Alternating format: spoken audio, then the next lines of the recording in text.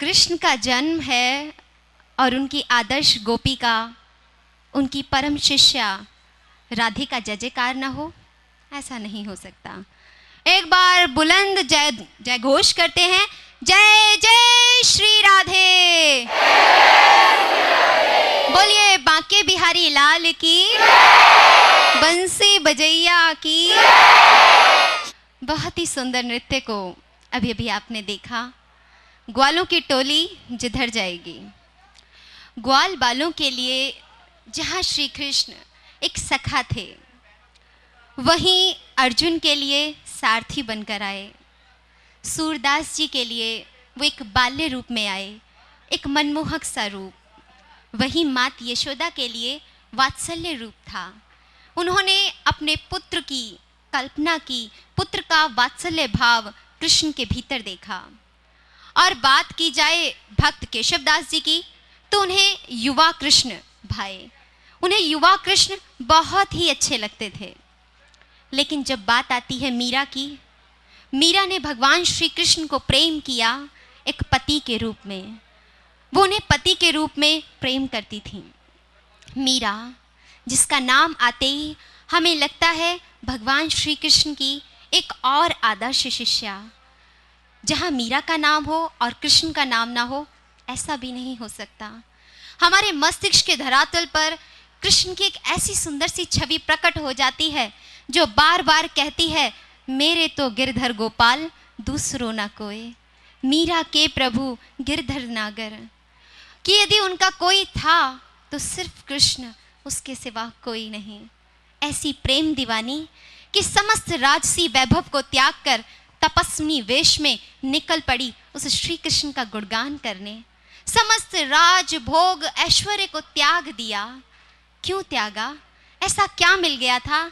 ना मात, ना पिता, ना भाई, ना बंधु, ना सखा। आज किसी चीज की तमन्ना नहीं है। यदि कोई चाहिए तो सिर्फ कृष्ण कन्हई, सिर्फ गिरधर गोपाल।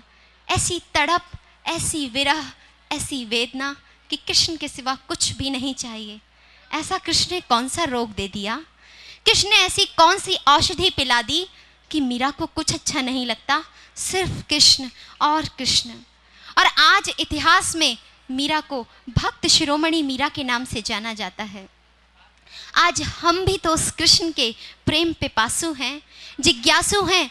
हम भी प्रेम तो करना चाहते हैं, लेकिन हमारे हृदय में वो टीस, वो विरह, वो वेदना कृष्ण के प्रति क्यों नहीं आती? क्यों नहीं है हमारे भीतर ऐसा भाव जो मीरा के भीतर था? कुछ कमी है हमारे भीतर। कहीं ना कहीं ये एहसास है कि भगवान को देखा नहीं जाता, भगवान है ही नहीं। यदि हमारे आंसू अगर निकलते भी हैं तो सिर्फ संसार के लिए। हमारी सिसकियाँ, हमारी आहें सिर्फ और सिर्फ संसार के लिए हैं, सिर्फ हमारे नाते संबंधियों के लिए हैं। काश ये सिसकी, ये आहें उस ईश्वर के लिए होता तो ये आंसू कीमती बन गए होते। ये भी उस भक्त शिरोमणि मीरा की गिनती में आ गए होते कि हाँ, ये भी कृष्ण को चाहने वाले हैं। तभी तो किसी ने बहुत सुंदर कहा, क्या पाओगे उसे ऐसे वैसे, कृष्ण के दर्शन भी तुम्हें हो तो कैसे। क्या तड़पे हो कभी उसके लिए ऐसे, बच्चे के लिए बांझ तड़पती हो जैसे। क्या हमारे भीतर उसके लिए ऐसी तड़प है जैसे एक बांझ स्त्री अपने बच्चे के लिए तड़पती है कि शायद इस मरुस्थल भूमि में कोई फूल उग जाए, शायद मेरे इस पतझड़ में कोई बसंत की बहार आ जाए। काश मेरे जीवन में मेरे प्रभु की बसंत आ जाए, वो बसंत बहार जिससे मेरा जीवन धन्य हो जाए। जिसलिए ये काया लेकर आई थी, वो काया धन्य हो जाए। एक आत्मा की जब ऐसी पुकार होती है तो भगवान भी उसके बिना रह नहीं पाते, क्योंकि ये तो ऐसी तरंग है कि ये तरंग पहले उसके हृदय में उठती है, क्योंकि जन्मों जन्मों से उसकी नज़र हमारे ऊपर थी। और जब वो विरह में पहले वो सिसकता है, वो तड़पता है, और हमारी सिसकियाँ तो शायद हम उसकी तुलना कर ही नहीं सकते। हम दोषारोपण कर सकते हैं, हम प्रेम नहीं कर सकते। क्यों? क्योंकि उसको जाना नहीं। मीरा जो 7 वर्ष की उम्र में कान्हा की छोटी सी मूर्ति को लेकर साथ साथ एक पल के लिए भी विछो नहीं चाहती उस कृष्ण की मूर्ति से, मेरे तो गिरधर गोपाल दूसरों ना कोई। मैं किसी को नहीं चाहती। कैसा प्रेम, ऐसा विलक्षण प्रेम, जिसके कारण प्रभु को भी प्रकट होना पड़ा। प्रभु ने स्वयं मीरा के दिव्य स्वप्न में आकर क्या कहा? मीरा, तू जिस रूप को मेरे पूजती है वो मेरा वास्तविक स्वरूप नहीं है। मीरा, तू मुझसे प्रेम तो करती है लेकिन मेरे वास्तविक प्रेम को नहीं जानती, जिस प्रेम में मैंने ग्वाल बालों को, गोपियों को रंगा था। मीरा, तू मेरे वास्तविक रूप का दर्शन करना चाहती है तो तुझे इस समय के पूर्ण संत सतगुरु की शरणागत होना पड़ेगा। मीरा, जो इतना प्रेम करती थी, लेकिन किससे? कृष्ण की छोटी सी मूर्ति से। एक नन्ही सी अवस्था में बस उसे ही अपना पति मान चुकी थी। जानती नहीं थी पति होता क्या है। बस एक बारात निकल के जा रही थी। माँ से पूछा, माँ ये क्या है? माँ ने कहा, बेटी, जब तुम बड़ी हो जाओगी तुम्हारे लिए भी एक ऐसा ही दूल्हा आएगा और तुम्हें वर के ले जाएगा। और क्या देखा? कहते किसको वर के ले जाएगा? कहते तुम्हें। कहते अच्छा, तो मैं किसकी दुल्हन बनूंगी? माँ ने मजाक में ऐसे ही कह दिया, तू तो उस ईश्वर की दुल्हन बनेगी।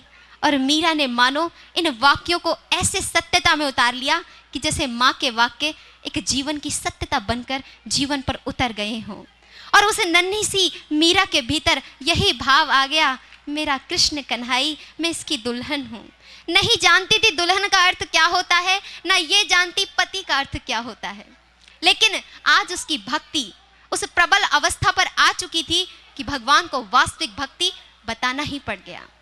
मीरा ने जब ऐसा सुना कि भगवान श्री कृष्ण किसी वास्तविक रूप की बात कर रहे हैं, तो मीरा ने कहा, प्रभु कौन सा वास्तविक रूप?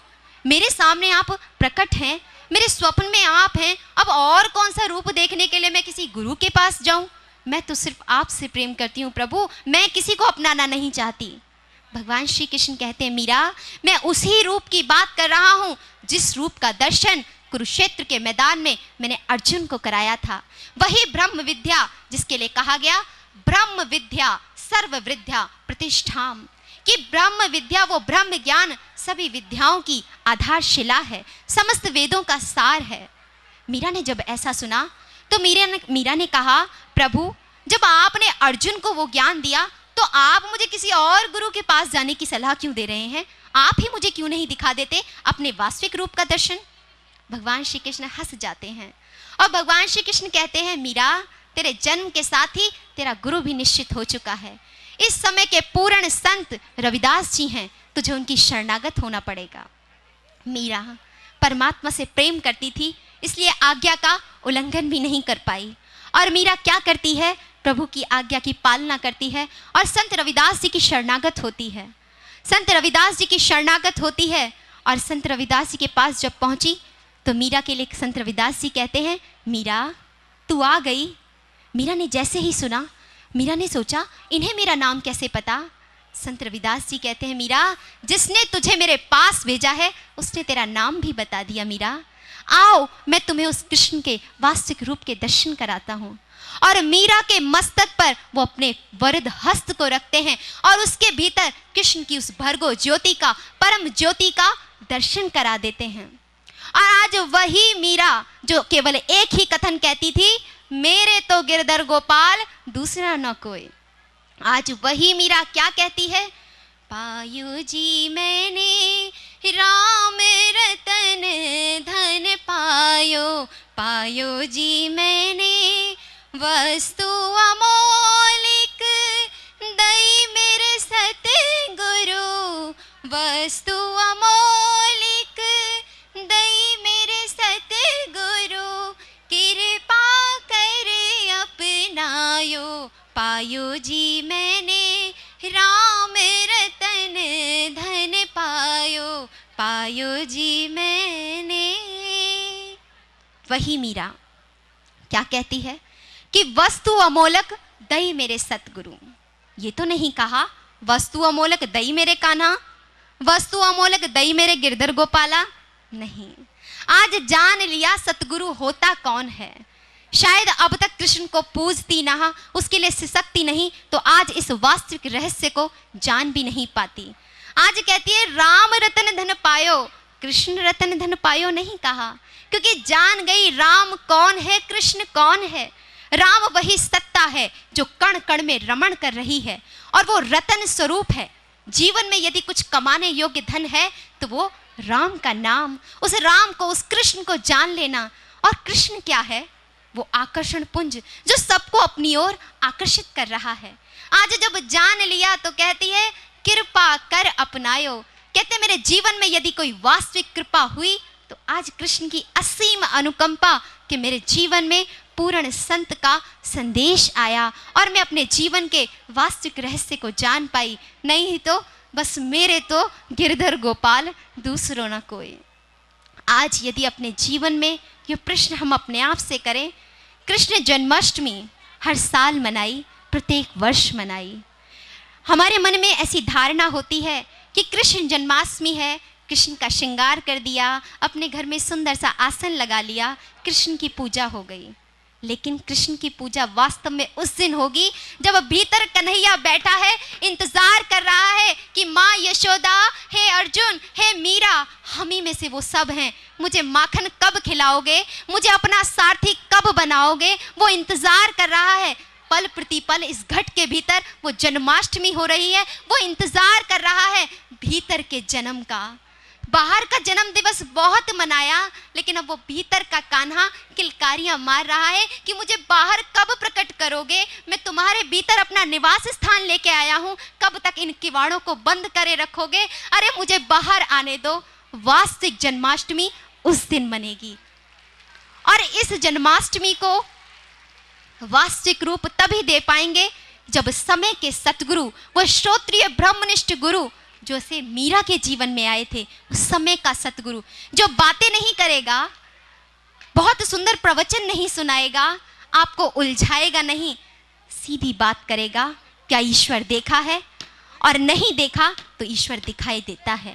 और आपके ही घट भीतर तत्क्षण, लेकिन एक पूर्ण संत सतगुरु की कृपा के द्वारा जब ये तीसरा नेत्र, ये किवाड़ है, ये कपाट हैं जो जन्मों जन्मों से बंद हैं, और इन कपाटों को खोलने की शक्ति सिर्फ एक पूर्ण सतगुरु रखते हैं, तब आपका भी स्टेटमेंट चेंज हो जाएगा, आपका भी कथन चेंज हो जाएगा, बदल जाएगा। कैसे? जब देख लेंगे अरे कन्हाई तू है कैसा, तब आप ये नहीं कहेंगे कैसे आऊं रे कन्हाई तेरी ब्रज नगरी, बड़ी दूर नगरी। वो दूर नगरी नहीं है, अरे वो तो भीतर ही वास करता है। कैसे आऊं नहीं, मैं तो आ गई। और इन्हीं विचारों के साथ मैं अब मंच संचालन के लिए आमंत्रित करती हूँ स्वामी अभेदानंद जी को। अब आप तैयार हो जाइए। बोलिए नंद के आनंद भयो।